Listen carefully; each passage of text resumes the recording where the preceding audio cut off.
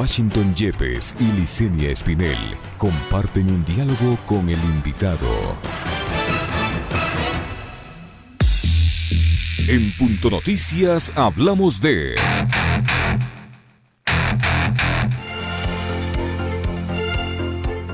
El gobierno de Ecuador anunció un acuerdo con cerca de la mitad de los tenedores de unos 17.375 millones de dólares de bonos del país, incluidos los principales actores como AllianceBernstein y Ashmore Investment. Pero un comité directivo integrado por más de 25 inversores institucionales, junto a un grupo ad hoc de tenedores de bonos con vencimiento en el 2024, señaló en un comunicado que los términos deben mejorarse y fortalecerse para brindar un trato equitativo a todas las partes. El grupo dijo que presentó una hoja de términos al Ecuador con las observaciones al plan de reestructuración. Como parte del acuerdo anunciado por Ecuador, los pagos totales de capital adeudados por Ecuador caerían en 15.835 millones de dólares desde los actuales 17.375 millones de dólares, mientras que el vencimiento promedio de los papeles se extendería a 12,7 años desde los 6,1 años en la actualidad. Además, la tasa de interés caería a un promedio de 5,3% desde la vigente 9,2%. Y existirá un periodo de gracia de 5 años para el capital y 2 años para los intereses.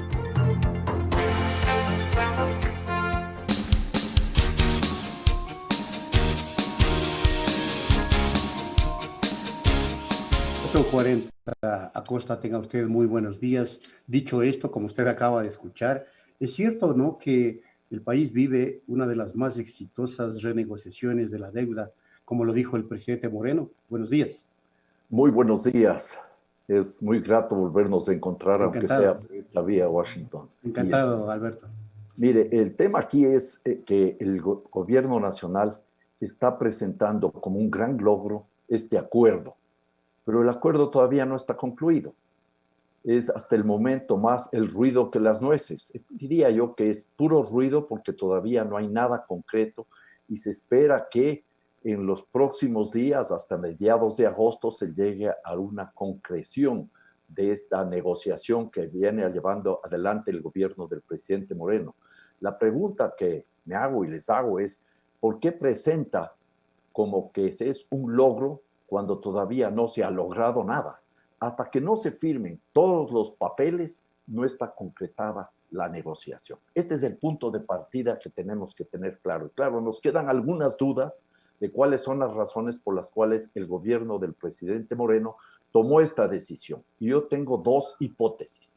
Una primera hipótesis más de tipo político, ¿ya?, que tiene que ver con el hecho de que cuando se presentó esta información de una exitosa, entre comillas, negociación de los bonos de deuda externa ecuatoriana, se lo hizo el día anterior a que presente la renuncia Otto Sonnenholzner a la vicepresidencia de la República. Como que, para tratar de minimizar la salida del vicepresidente, optaron por presentar como un éxito la negociación de los bonos. La otra hipótesis es que podrían estar presionando a los tenedores de bonos que todavía no están de acuerdo. Entonces, sacaron la noticia para que haya de una u otra manera una suerte de presión y decirles, si ustedes no se ponen de acuerdo con nosotros, el otro grupo de tenedores sí va a aceptar. Pero claro, se necesita una masa crítica de tenedores de bonos que acepten para que la negociación entre casi obligatoriamente para el resto. Pero aquí no podemos olvidarnos de un tema que pasa desapercibido, el hecho de que en este tipo de negociaciones, con esta forma de negociar, sobre todo en secreto, sin mayor transparencia, da lugar a una serie de interpretaciones. Esto puede, por un lado, impulsar a lo que se conocen los fondos buitre, ¿ya?, que son inversionistas que están a la caza de estos bonos que se van a depreciar aceleradamente para luego, vía largos procesos judiciales, hacer enormes negocios. Ya se ha vivido eso en la historia de América Latina. Ecuador no es una excepción, una y otra vez. Y la otra cuestión aquí es que el gobierno nacional, con este tipo de manejo, lo que nos deja en el aire es la idea de que se estaría alcanzando una gran negociación, lo cual, si nosotros hacemos un análisis un poco detenido, aceptando como que esos serían los términos definitivos, nos vamos a encontrar que no es ninguna negociación extraordinaria. Alberto Acosta, buenos días. Le saluda Licenia Espinel. Esto deja entrever, o al menos eso dicen los expertos, que nos vamos a quedar sometidos más al Fondo Monetario Internacional, puesto que van a tener que volver a hacer un acuerdo a renegociar o el que ya tienen ahora, y de eso depende, de que se llegue a esta nueva renegociación, también depende como requisito el que se llegue a un acuerdo con estos tenedores de bonos. Eso significa que el próximo gobierno va a tener amarrados sus manos y sus pies al Fondo Monetario Internacional y a estos tenedores de bonos, y eso le va a dejar poco campo de acción, con las consecuencias, obviamente, en el ámbito social, que un acuerdo con el Fondo Monetario Internacional es obvio que está ya generando. ¿Qué expectativas tiene el próximo gobierno con ese tipo de arreglos en el ámbito económico que está haciendo el actual régimen? Ese es un tema importantísimo, Yesenia, y tiene toda la razón. Este es un asunto que deberíamos pensarlo no solo en el corto plazo, sino ya en el próximo gobierno. Pero hay un tema adicional. Supongamos que el gobierno nacional logra ese arreglo, que no es ninguna maravilla, que no es la solución de los problemas. Dejemos al Fondo Monetario Internacional para la reflexión un momento al margen. No digo que no sea importante, solo para la reflexión. Los arreglos o el arreglo, la respuesta que consigue el gobierno nacional en esos términos planteados es una suerte de respiro, eso sin lugar a dudas. Es una suerte de alivio temporal sobre el peso de los bonos que se contrataron en condiciones muy costosas desde el año 2014 en adelante, el mayor porcentaje en el gobierno del presidente Moreno. No nos olvidemos que comenzamos a contratar estos bonos en junio del año 2014, cuando el precio del petróleo bordeaba los $100 por barril. Y luego las condiciones fueron muy costosas, plazos de hasta 5 años, tasas de interés de casi un 11%, y eso se mantuvo hasta el año 2019, sobre todo el año 2018, cuando sube aceleradamente el monto de la deuda externa ecuatoriana, que había estado en 7.400 millones en el año 2009 y que llega a cerca de 40.000 millones en el año 2019. Eso no nos olvidemos que creció a un 19% anual, nunca antes había crecido tan aceleradamente, con un crecimiento en promedio de 2.700 millones de dólares al año. Ese es el entorno. Ahora bien, el problema es que el arreglo conseguido por el presidente Moreno, o que estaría por ser conseguido por el gobierno del presidente Moreno, no parte de la capacidad de pago del Ecuador. Ese es el punto medular. Entonces, aquí lo único que se está logrando es una serie de alivios cuando, por ejemplo, se amplía el periodo de gracia de los intereses en 2 años, se reducen las tasas de interés en promedio del 9.2 al 5.3%, se amplía el pago del capital, que pasaría a ser unos 12.7 años en promedio, y se reduce el capital en más o menos un 8%. Eso que aparece como un alivio no es una solución estructural, pero el problema de fondo es que si no ha concluido la negociación, ¿por qué se planteó como un resultado óptimo? Y el próximo gobierno, más allá del Fondo Monetario Internacional, voy a hablar de eso, heredará una negociación con mínima posibilidad de conseguir después una mejoría adicional. Y esto es gravísimo.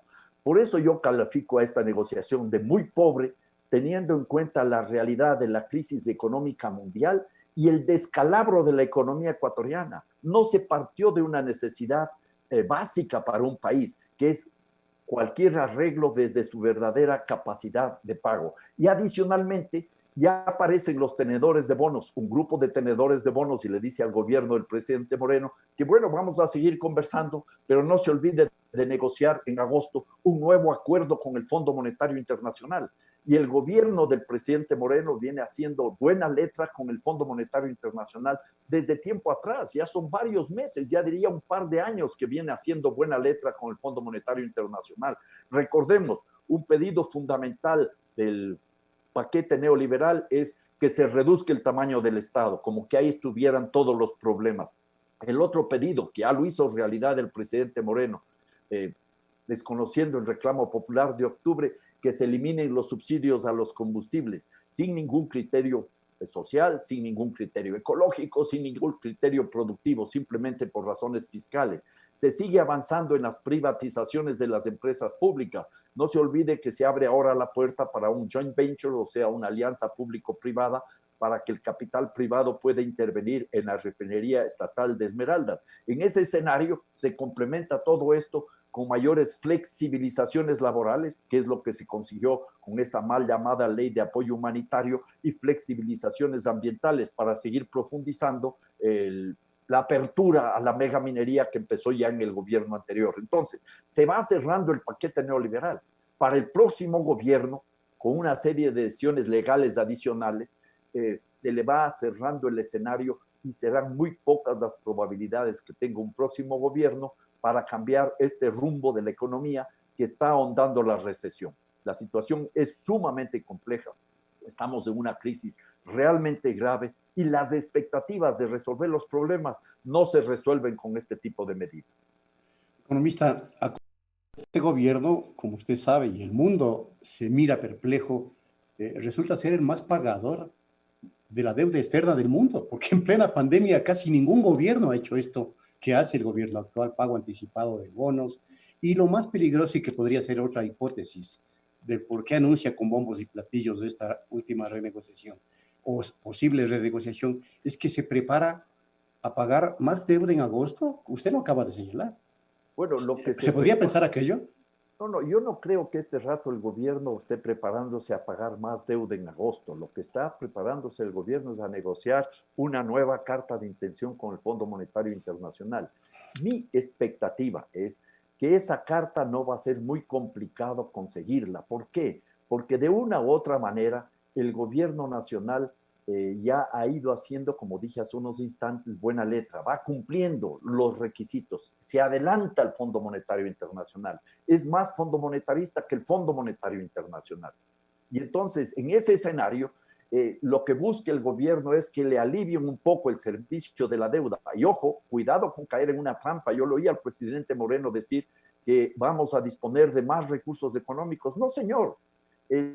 Se trata de un ahorro en el financiamiento. Vamos quizás a demorar los pagos y se va a reducir los pagos en cerca de 16.000 millones en el lapso que dure esta negociación. No es que nos van a dar 16.000 millones. Lo que puede suceder, y que de hecho va a suceder, es que el gobierno va a requerir nuevo endeudamiento externo, pero todavía la cotización, perdón, el riesgo país, el índice de riesgo país en el mercado financiero internacional es muy alto. Yo creo que todavía estaríamos pagando tasas de interés por nueva deuda luego de la renegociación hasta el momento alcanzada, que va a superar el 20%, o sea que todavía eso no es ninguna una garantía. Quizás luego, pensando en clave fondo monetarista, arreglado el tema con el Fondo Monetario Internacional, con el apoyo de los acreedores internacionales, que son tenedores privados a los que se les pagó en medio de la pandemia, porque esto tiene que decirse claro y fuerte y duro, porque eso es la realidad.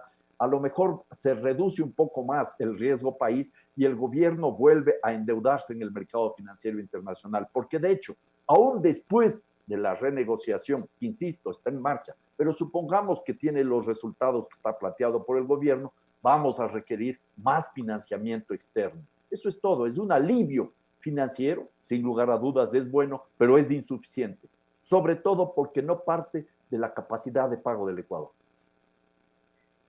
Economista Acosta, en otro tema, en el tema político,